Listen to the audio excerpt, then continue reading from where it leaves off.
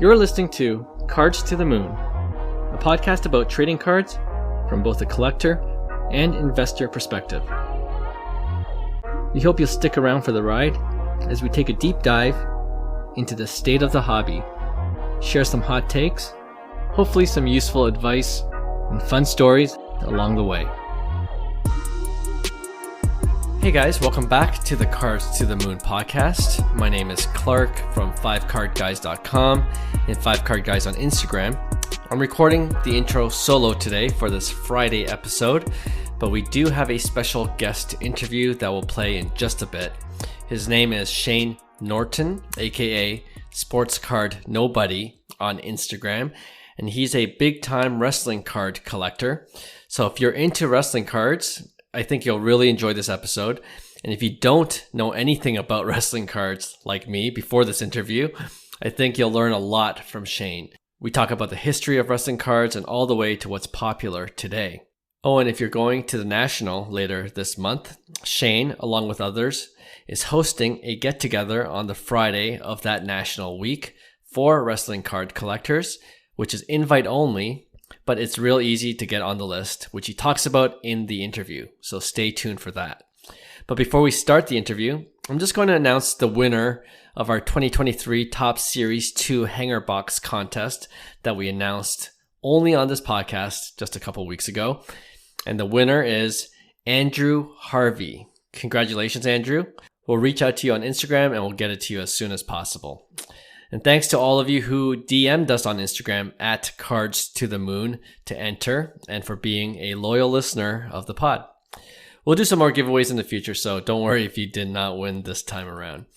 Okay, with that, let's play the interview with Shane Norton, where he gives a thorough primer on wrestling cards. Enjoy.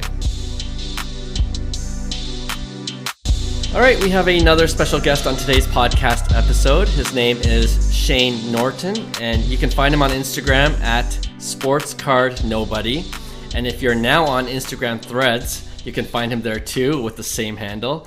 That's where I actually found out that Shane is really into wrestling cards, which is why I wanted him to come on the show. Because truthfully, I know very little about wrestling cards, although I personally grew up watching WWE. Well, I think it was called WWF back then, when the stars were Hulk Hogan, Randy Macho Man Savage, and the Iron Sheik, just to name a few. But I know, like sports cards, there's a wide variety of wrestling cards dating back all the way to the 1980s. So I'm hoping Shane will guide us through what's out there, what to look for, and just kind of give us a primer, so to speak, on wrestling cards in general. So without further ado, Shane, welcome to the podcast. Oh, Clark, thank you so much, man. Before we get into anything, not to just sit here and kiss your butts, but there's a lot of hobby content out there. There's a ton of us all making podcasts and YouTube channels. And over the last couple of years, as I've sort of taken a deep dive into hobby content, at one point I had 100 things I was listening to, and I've cut that way down, and your guys' show is still one of them that I enjoy listening to. I really love what you guys are bringing to this space, man. So awesome job. And yeah, super stoked to come on here and talk some wrestling, man. Let's do it. Yeah. Thanks so much, Shane. I really appreciate that. And I know there's a lot of podcasts out there. And we actually always say on our podcast, we love the more content that's out there, the better for the hobby. So 100%. So all power to the people trying to create new hobby content like yourself. Well, we'll get into that too in a bit. But before we dive into the world of wrestling cards, which I'm actually eager to learn about, do you want to share your story of how you got into the hobby in general? And yeah, where's your hobby story begin? Yeah, so, I have a super unique story in that I collected when I was a kid, and then I stopped, and then I came back. I'm just kidding. I think that's every one of us since the pandemic, right? Yeah. So yeah, that was me, man. When I was a kid, I collected everything. I collected Ninja Turtles cards. I remember me and my friends was like begging our parents for like 50 cents or whatever it was, like over and over, so we can keep going to the local corner store to pick up Ninja Turtle cards because you could like build the puzzle when you put it all together.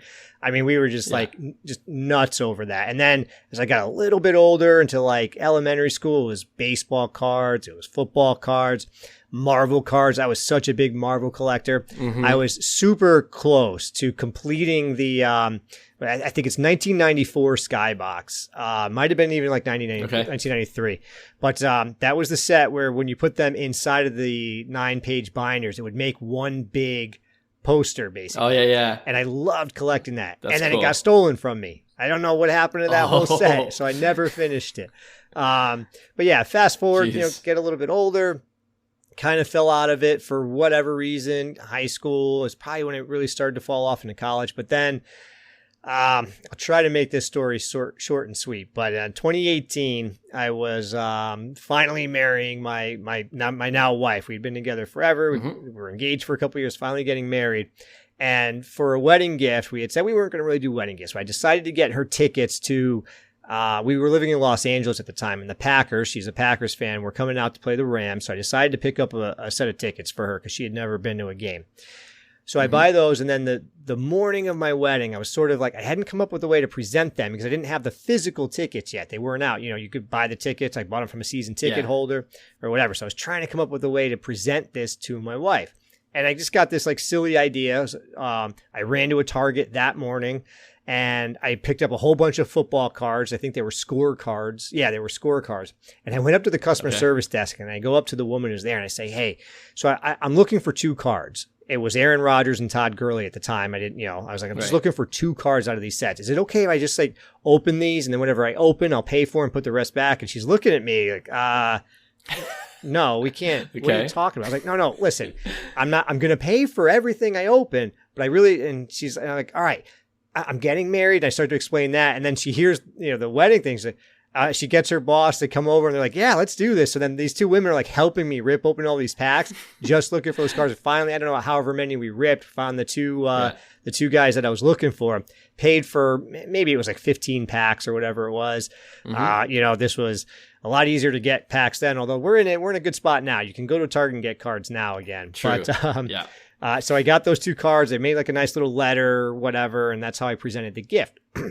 We get married. The wedding's amazing. Love the whole day. But after that, I had these cards still. She didn't really want them. And Todd Gurley was like the MVP of me winning fantasy football, I think 1 or 2 years prior. So I was like, I'm going to keep this. That's kind of cool. And then I was like, wow, then Christian McCaffrey was a big deal for my, as part of the three-peat. And then David Johnson's the guy who started the 3. I should get all of their cards, right? Little by little, I got these cheap little like $2 cards or whatever off eBay. It's like, then I realized, wait, there's better versions. There's auto patch versions. And that just opened up the floodgates a little bit. But it was really, I was still only dabbling until the pandemic, like everybody else. And then I went full bore at that point. And here I am. Yeah. No, that's I appreciate that background in that story too, with your wedding and everything. That definitely adds some color to how it all began. All right, so let's get into wrestling now. As a newbie wrestling card collector myself, can you start with a little bit of the history of wrestling cards? And like for sports cards, I would talk about how Topps dominated the industry and then Panini and Leaf and Upper Deck became competitors later on. I wonder if there's like a similar story there for wrestling cards and fast forward to where we are now. Can you tell us what brands are popular today? Yeah, well, so if you're really looking into like vintage wrestling, the history of it is actually kind of sporadic. There wasn't like a major Topps company that ran with it for years and years and years, like in baseball. They're still having that license. However, was it like 70 years later, whatever it is they're up to? Right. Yeah. The real set that kind of is considered, like the 52 Topps is the 1982-83 Wrestling All Stars. It's called. This was a set that you could get out of a magazine. The print runs are a little sketchy about how many they were actually made. There's a lot of questions about it, but this set came out and it included all of the major stars at the time. It's what's considered Hulk Hogan's rookie card. There is some debate there, especially some, there's some cards from Japan. There's some cards that came out of like wrestling figures. So there's some debate there, but nonetheless, if you ask any standard wrestling collector, what is Hulk Hogan's rookie card? It's the Wrestling All Stars, the 82-83 All Stars. Is that the yellow background? Yeah, it's got like that. Yeah, that border on. So not just the background actually, because you might be talking about the Topps 87. I think is the year that a lot of people will also talk about as rookie card as a debate. And there's two versions of it: one with a yellow background, and one with a blue background. So there's some debate because that one's actually Topps, right? Now you're into an actual, licensed brand name. So some people will argue that that's the card, but for the most part, it's the 82-83 All-Stars. And what's cool about that set is it looks like what you and I look like right now on the interview, right? It's like a portrait of just our heads. There's like a little wavy banner on the top of it. And it's kind of some people will say a bland design, but it's nice because it's just featuring the guys all big and prominent. And it's got a lot of major stars from the era.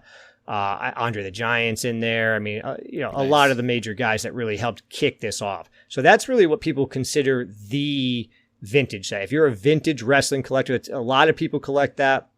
Especially the big thing is people not only collecting those, but collecting autographs. Obviously these are all in-person autographs. It was, everything's done after the fact. And that gets really interesting when you look at like the PSA registries. I'll try not to get into this too much because there's a lot of drama between the folks that collect these cards and like they're super competitive. David Peck is a name that comes up a lot. He was like one of the first collectors to really start putting Wrestling All-Stars out there as a brand, a set that people need to collect. He was way ahead of the curve. And then, however many years ago, I mean, over a decade ago, I think he was pushing this, maybe even more. He had gotten featured in, I think, Beckett Magazine at one point because of him being so ahead of the curve on this. But now that is known as like the set and the competition is fierce. I mean, guys have cards that they refuse to sell. They have cards that multiple copies of them that they really hold on to. And yeah, the folks chasing down all the autographs is interesting because, a lot of these wrestlers have passed. So it's hard to find some of these autographs, and people that have put together incredible PSA registries, the competitions that go on there again. And sometimes on Twitter, it gets it's like we're in the wrestling ring sometimes, but that's kind of the long and the short that is kind of what's known as like the main vintage set. There are even older cards you can find from the 30s and things of that nature, but that's kind of where you really would kick off. Okay, this is when wrestling kind of started in a semi-mainstream way as it evolved over time. Understood. Yeah. And then after that, you do get to like the 1987 Topps, and that's where people will somewhat make the argument that should be Hulk Hogan's rookie card. But that's when you have your first WWF licensed product. It was WWF at the time. It's WWE now. So that's kind of why people really like, well, I mean, that should be it, but whatever. That's a really fun set. Bret Hart's rookie card is in there. I've got one of those. I'm a Bret Hart super collector. And then from there, there's a lot of changes that happen through wrestling throughout the years. Different companies that have had the licenses, including like Comics Images, WCW had sets. And it kind of goes up and down. We didn't really hit like a really clean, like linear line with that until Topps got the license back around. Man, I don't want to get this wrong. People are gonna pick me apart on this, but they started to get the license around. I'm gonna have to recheck into that. I know they lost the license just a couple years ago because Panini took it. But they were creating, so we had 2014 Topps Chrome was the first year of actual Topps Chrome, but they had done Topps Heritage in years prior where you'd seen some Topps Chrome cards as well. Right. But they also had the 1998 WCW license Topps did, and that's when you really had your first actual Topps Chrome cards in there. But then they ended up with the WWF license, and they started making the Heritage. I think around 2015 Topps Heritage came out, but 2014 Topps Chrome is a very sought after set. When it comes to modern-ish collecting, 2014. 2014 Topps Chrome is known as one of the most sought after sets. The 1998 WCW NWO set, though, they had an autograph insert. They basically had all of the major wrestlers. Bret Hart's in there, Hollywood Hulk Hogan at the time, Goldberg, Mr. Perfect. I mean, so many huge wrestlers at the time signed these cards. It's a clean design. They're all horizontal. And that is also one of the most sought after sets. People collect those and try to collect that, and have built incredible sets of that over the years. So like I typically will look at the Wrestling All-Stars as like the most vintage sought after set, probably the preeminent set in wrestling. Then 1998 WCW NWO, the autograph inserts is way up there. 2014 Topps Chrome has a very special place. And then as we start to get to more recent, so Topps had the license all the way through 2021. Panini took it over. And this is where we hit a little bit of an inflection point, because we got our very first Prism wrestling cards. And that, in 2022 is when that set came out. And that was wild. I mean, I'm sure even folks that don't collect wrestling are aware of what happened. That set came out. Boxes were, I think, originally around like $800. They were hitting like $1,600 quickly. Cards were flying off the shelf. Just absurd prices. And it was exciting because it was great to see wrestling really get a time in the sun. But then there was just a dramatic crash. I mean, I think you might even still be able to buy boxes for around $400 for like half of what they were originally going for. I haven't looked at them recently, so I might be off a little bit, but right around that price, they crashed down to pretty hard. But the exciting thing is the Rock's 1-of-1 Black Prism from that set just set an all-time high for wrestling cards selling at $125,000.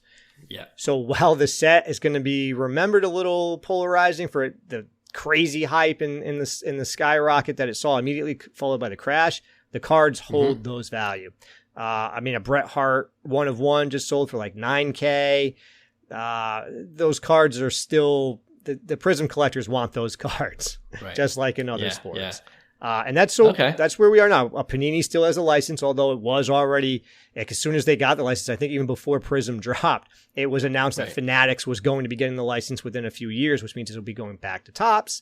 And we'll see what happens there. I mean, for all we know, by the time that happens, Panini could be a Fanatics brand too. So we'll see. Right. Yeah. Well, I really appreciate that. That's really well said, and all in a nutshell. I need someone. I need someone to do the same what you did with me here for Pokemon cards. So that I'm gonna look for that person next. But no, I might have a guy I can send you. I got a guy who's actually collecting the entire first set, and he's trying to get them all in PSA 7s. And he did recently, within the last couple of months, finally got the Charizard, which obviously that's the hardest one to get. So he's trying to build the entire set in PSA 7. So he might be able to help you out. Maybe I'll send him your way. All right. Yeah, please do. All right. I had another question about the popularity of wrestling cards. But before I do that, how did you get into wrestling cards? Like you were talking about when you were talking about your wedding story, we're talking about football cards. So we know you're into that. But like, were you into wrestling as a kid and you got into it around that time? Or was that later on during the pandemic as well? So wrestling itself, I don't remember life not being a diehard wrestling fan. I don't remember not being in love with Hulkamania. I remember when he lost to Ultimate Warrior at WrestleMania, I was heartbroken. I was like, this is crazy. But then I became an Ultimate Warrior fan, right? And I still to this day remember, I forget exactly which year it was now, but I was like maybe 8 years old or something like that. But there was a segment where The Undertaker and the Ultimate Warrior were facing off in a segment, by a casket, and The Undertaker throws The Undertaker in there and he locks it. And Roddy Piper's announcing, they're screaming he can't breathe, and they're trying to break him out as they cut the break. And I remember sitting there as a kid thinking, oh my God, he can't breathe. They got to get him out. And my mom looked at me and go, it's all fake. And that was the moment. That was the moment where I was like, it was broken to me that wrestling is a work. Yeah.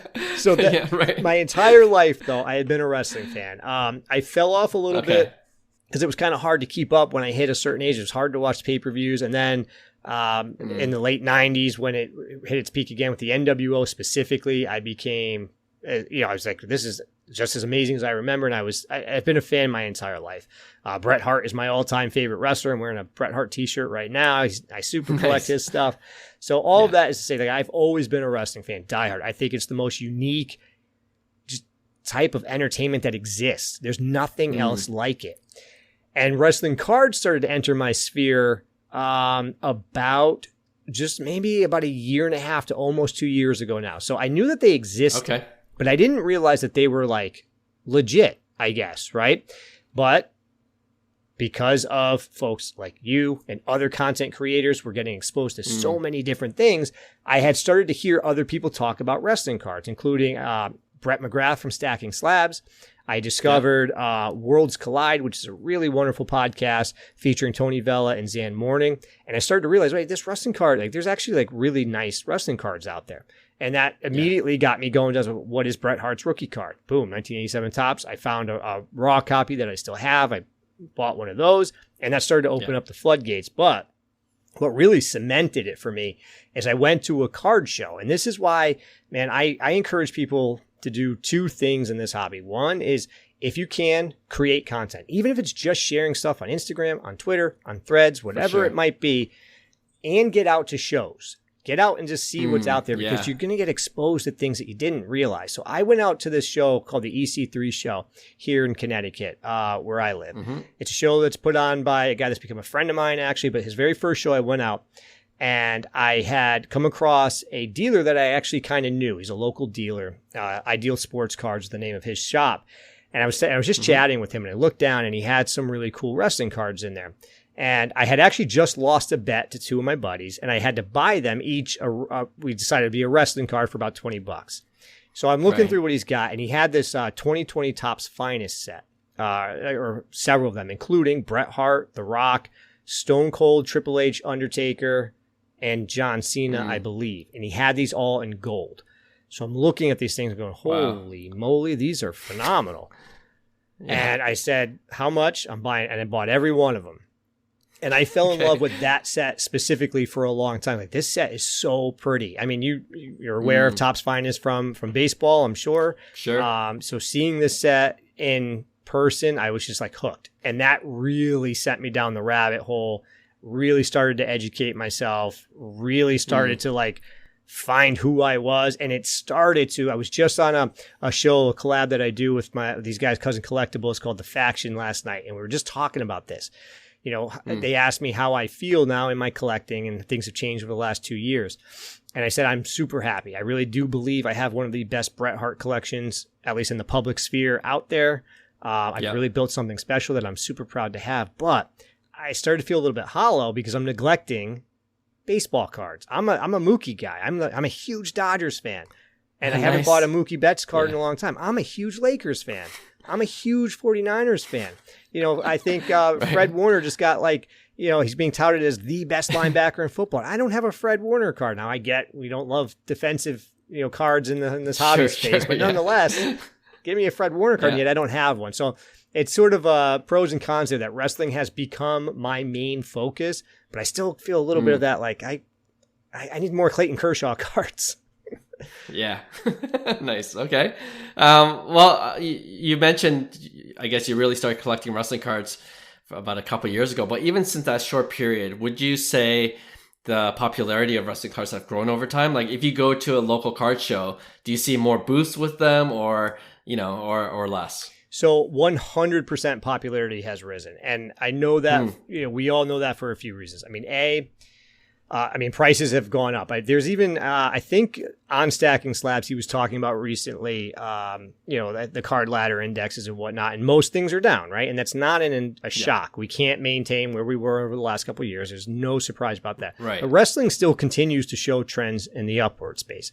We just saw the highest wrestling card sale of all time in The Rock. That Rock 1-of-1 Prism broke records. Yep. We've seen multiple 5-figure sales. We've seen a lot of money going into this space. So clearly it's opened up to people that are not just niche collectors. There's people out there that have got deeper pockets than I have that are buying cards that I can only dream about, right? On top of that, last year at the National, it was my first National in Atlantic City, and I walked the entire floor for like 4 or 5 days. I was there every single day. And there was maybe, I don't want to exaggerate, maybe 5 or 6 booths that actually had a wrestling presence. One of them was the Great Curator. Most people know who he is. One of them is Prison God, and he had a couple monster PSA 10s that I was really jealous about. And there was a couple other booths as well. Now you could see other people who had some, but it was always a really old Andre the Giant card, which is really cool, but that was kind of it, or Hulk Hogan stuff. Yeah. But you weren't seeing a variety. At that National, one of the last days I had heard that there was an F1 event that happened at some hotel. And I left the National, I got home, and I did my reviews about it, and that was my thing. It's a little bit of a bummer how little wrestling there really was. It was cool. There was a wrestling panel, though. There was a panel of people talking about wrestling cards who are even way more educated than I am, like by far. So seeing them go up there and getting a chat with them was phenomenal. But fast forward, so I started to think, like, okay, what can we do to have some sort of a better wrestling presence at the National? Well, a lot of those folks that were on that panel, myself and others, are actually going to be doing a wrestling event on that Friday at the Hyatt Regency. We're calling it the main event, and we're getting it's an invite-only event. Basically, you just have to you have to send an email to Chicago Main Event 2023 at gmail.com to say, hey, I want to be there, and you're going to get on the invite list. But we're getting a huge response. I mean, we're tracking to do more than I thought we could do a year ago. I mean, and that's pretty telling, right? The fact that we're able to host this event at, in Chicago at that time and getting a really good positive turnout is incredible. Yeah. We're seeing the energy. We're seeing how people are responding to this, and people are realizing that there is legitimacy to these cards. And you can define legitimacy any way you want, right? I get that there's a lot of people that just are looking to make money in this hobby, and I get it. We need that. We do need that to keep the hobby thriving. So people want to buy cards and look for ways to invest, and I get it. And they're seeing that there is ways to do that. But as a straight collector, I'm just seeing so many other collectors with just incredible enthusiasm, and we're all going to get together at this event, and we're going to talk about our nerddom of wrestling, and it's going to be amazing. So the popularity is absolutely rising. It's not going to ever be, rookie quarterback hype level, but nonetheless, there's a very hungry fan base, and we're seeing that. Yeah, no, that's really good to hear. And we know, like, wrestling fans are passionate fans. Yeah. So that's always good for the wrestling card, community, because you always have that at least built-in demand there. Yeah. Well, what's interesting when you say that, though, is that is 100% true. But one of the questions that long-term collectors have had, so even excluding myself, but that I've learned, is it's funny how many wrestling collectors are out there just like spending, I don't know, endless amounts of money on T-shirts, on action figures, and on even like championship belts, but not cards. Okay, yeah. So it's always been it was weird to like, you'd see this, there is like really people who spend a lot of money on wrestling memorabilia and wrestling collectibles, but that money wasn't flowing into cards per se. I think we're starting to see more of that. I think we're starting to see more collectors open up to what it is they want to, I always use the self-expression, right? To express themselves and their passion in this way versus the signed boots or whatever it might be, and I'm not knocking that stuff at all, but it's fascinating how many people will spend a lot of money to collect wrestling, but not cards. And maybe that's starting to turn a little bit. Yeah, maybe it just needs more time. Like, baseball cards obviously has a longer history, but a lot of people just collected signed autographed bases or other forms of memorabilia as well. So yeah, we'll see. Yeah. We'll see how that plays out.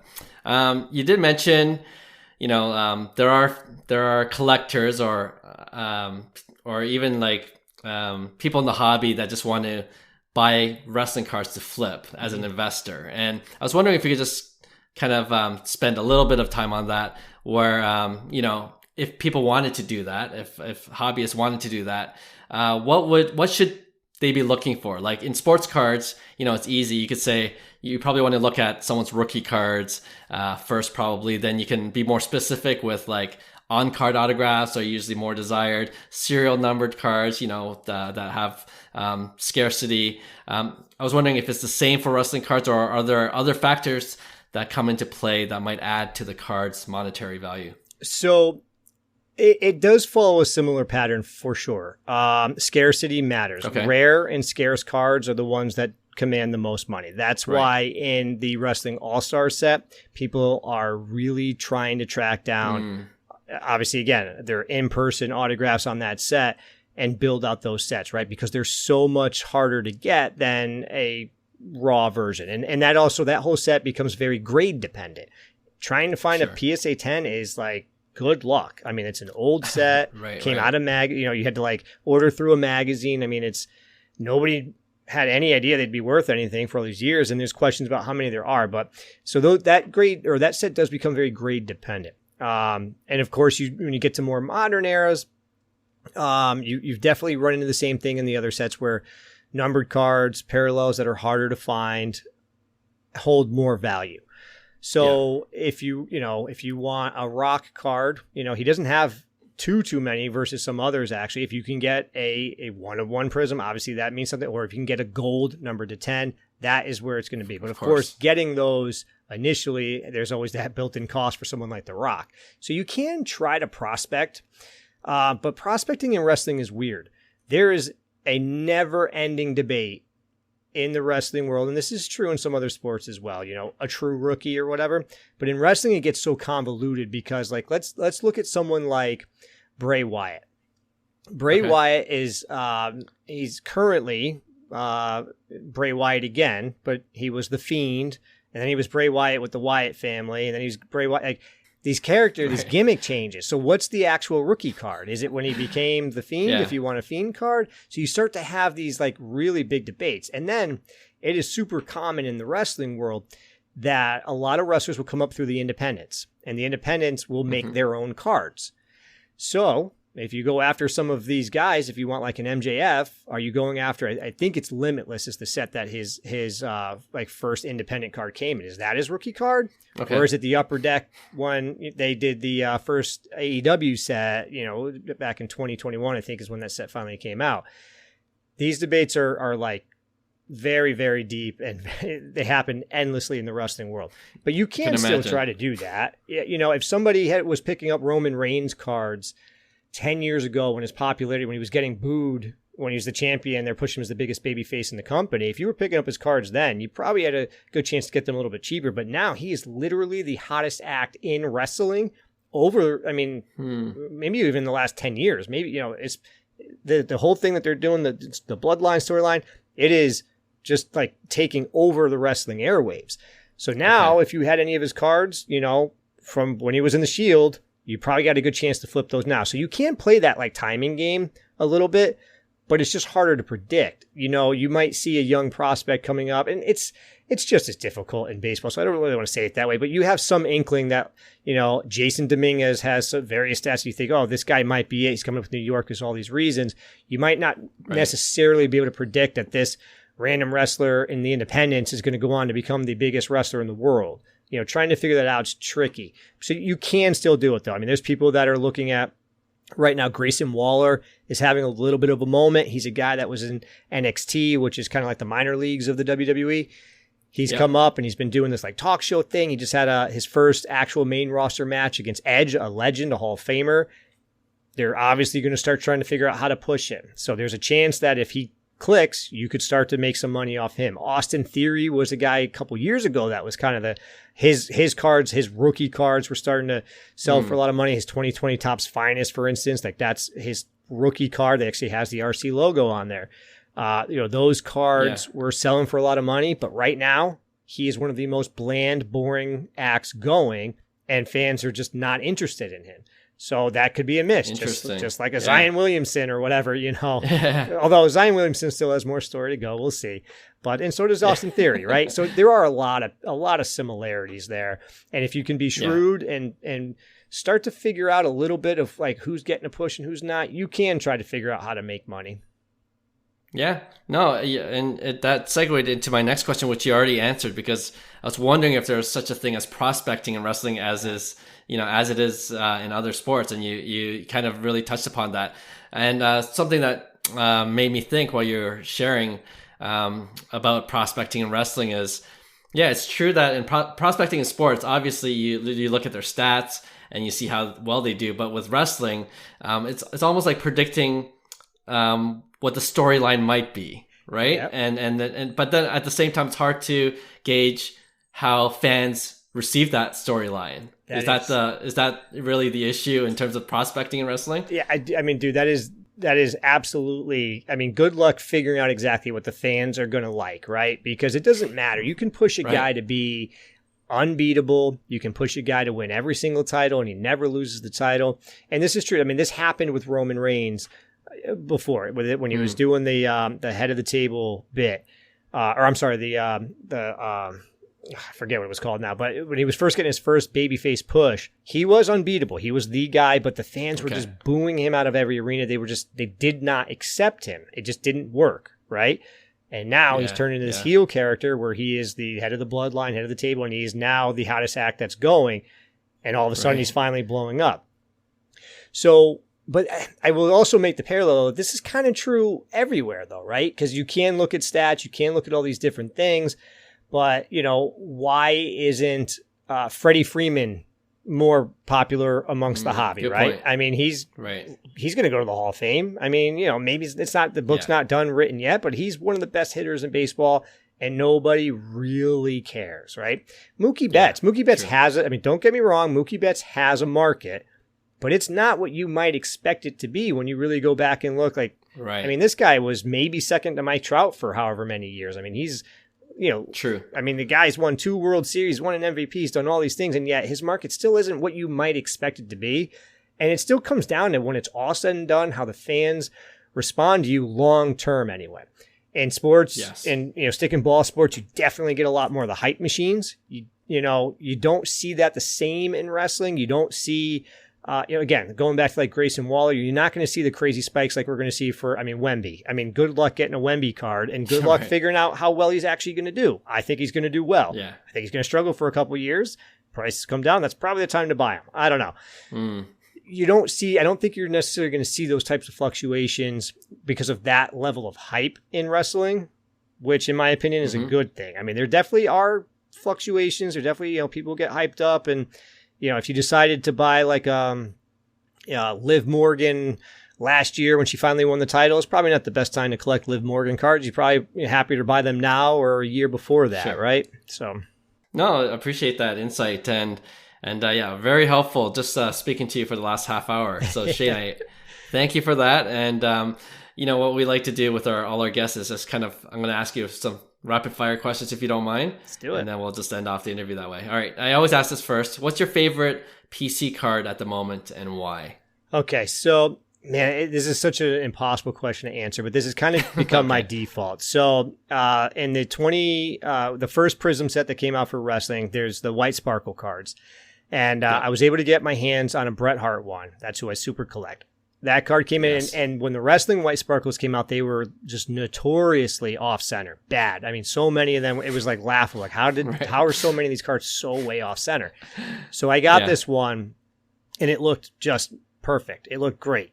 And then I had a chance to meet Bret Hart about a couple months later, and I said, "This is the first time I'm ever going to meet Bret Hart. I'm going to do an autograph signing," and I decided to go with this card to get him to sign it. I stressed for days about the right pen. My wife's an artist, so she was helping me like test a bunch. I destroyed, I don't know how many cards. Like, how does this one look better? This one look better? And I drove 2 hours to meet him, stood in line with a buddy of mine, got to meet him, got to have a little laugh with him. He signed the card. I get back. I decide I don't care what happens. I just want to get it encapsulated. I send it off to PSA, and it got a 10-10. 10 for the card and 10 for the autograph. So amazing. The fact that I got a white sparkle that was actually centered and stressed about getting the autograph just right and both of them gemmed, that card stands out to me quite a bit. Yeah, it's got to be. Okay, great answer. Do you have a Grail card or card that you're still chasing? And what is it? Oh, man. I don't like putting this one out there too much. But the thing is, I actually know where it is. I know who has it. So the great curator actually has the 2021 Topps Transcendent Bret Hart Superfractor. He also had the 1 of 1, which I did buy off of him maybe like 4 months ago now. But he has the Superfractor.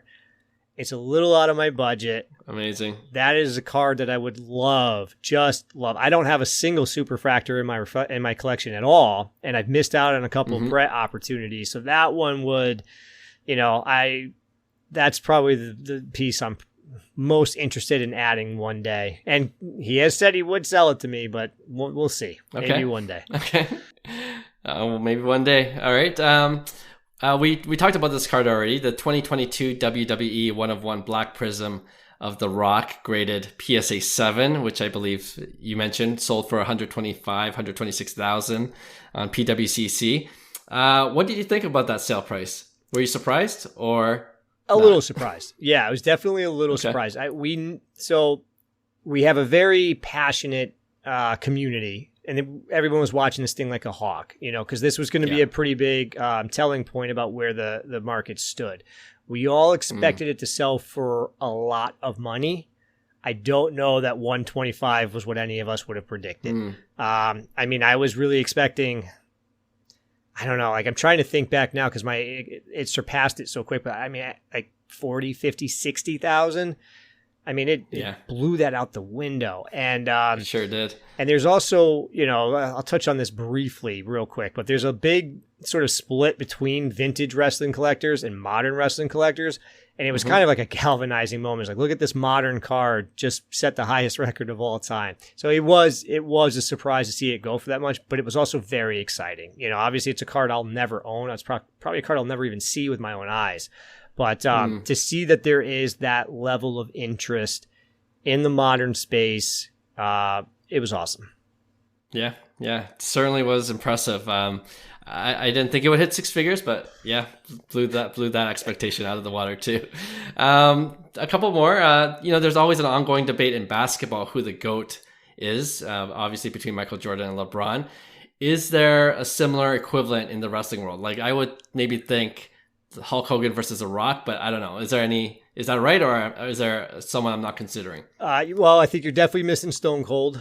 Okay. Steve Austin is absolutely in that argument. Yeah. A lot of people will make the argument for Ric Flair, but I actually did I'm forgetting how long ago now. I did on my socials a whole bracket tournament, or is it like a Royal Rumble style, to determine who the greatest wrestler of all time was and trying to get many votes. And in that, obviously, I ran it, so it's the most official thing out there. Stone Cold won.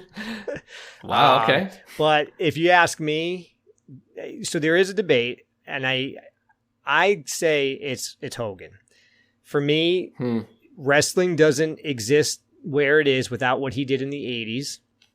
And then it doesn't exist where it is in the now for what he did in the late 90s with the NWO. He basically revolutionized the industry twice. I don't know what else a guy can do to be the GOAT. Austin absolutely took what Hogan started in the late 90s and ran with it, and the Attitude Era was basically him and The Rock, but I think Austin is a little bit above The Rock. Okay.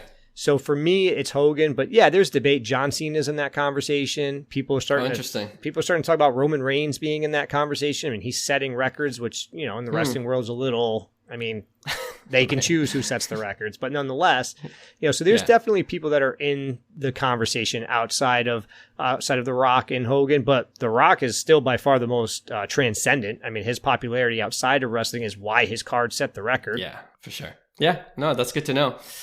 And lastly, if you listen to our podcast, which I know you do, with these guest interviews in this rapid fire, we always end off with a more Canadian-centric question because we are three Canadians running this pod.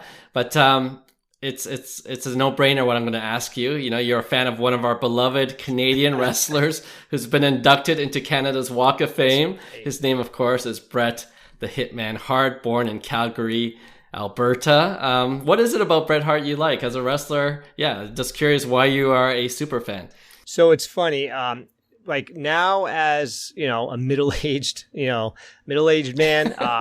I look back on his career and it is hard to overstate just how good he was in the ring. He called himself the greatest technical wrestler ever. And as a kid, I didn't really know what that meant, right? But as an adult, you can go back and watch his stuff, the way he sells, the way he carries a match, the way he calls a match, because that's what will happen in wrestling a lot, is there'll usually be a guy who's calling the match in the ring and setting the story. And he was a storyteller just really unlike anybody else. I truly believe that when it comes to straight technical ability, there are people as good as Bret. There's nobody better than Bret. There's people who did it differently. He wasn't a high spot. What you hear the term a lot. He wasn't a spot monkey. So he's not doing these crazy flips. And I'm not knocking that stuff at all. I think it's awesome. So his technical ability and the way that he constructed a match was just, nobody did it better, even to this day, in my opinion. Now, as a kid, I think it was just the cool factor, man. The long, greasy hair, the glasses, the pink and black. Yeah, I mean, who else was wearing pink and black with hearts on it? He'd go out and give the kids give the glasses to some kids. I always wished I was that kid, man. I just then he started rocking the leather jackets, and really, we could talk a lot about what Hogan did for the industry. We can talk about what Austin did for the industry. People sleep on how much impact Bret had on helping launch. He was the catalyst for the Attitude Era with some of his work shoot promos that he was cutting, and then it led to the screw job, and that's a whole different conversation. But yeah, I mean, I can go back and watch a Bret Hart match anytime and look at it and go, oh man, I didn't realize how well he did that. I mean, look at that. Just a simple bump there. And it's like the way he's selling that is better than anything we see on TV today. So yeah, that's my guy. Well, appreciate the Canadian love there. And thanks, Shane, for your time. I plugged your Instagram and Instagram thread socials, but I know you're part of other things in the hobby content world. Do you want to plug anything upcoming or any of the shows you're on? Yeah, sure. So you can definitely check me out. The podcast that I run is somebody just called it recently like an audio diary of my time through the hobby. I think that's a good way to put it. But yeah, that's a Sports Card Nobody podcast. Yeah, at Sports Card Nobody. You can find me on all my socials.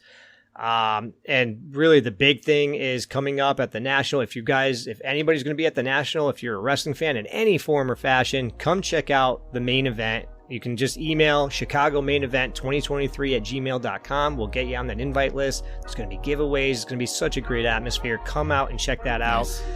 And it's going to be a good time. All right. Yeah, everyone go meet Shane if you're in Chicago for the National. All right. Thanks, Shane. We'll talk soon. Absolutely. Thanks so much, Clark. Hey, thanks for listening to Cards to the Moon. We'd really appreciate you subscribing to our podcast wherever you listen to your podcasts. And you can also connect with each of us on Instagram at 5cardguys, or you can follow Hyung at Integrity Sports Cards, or John at TradeU at Recess. You can also check us out at 5cardguys.com. Thanks again, and hope to connect soon.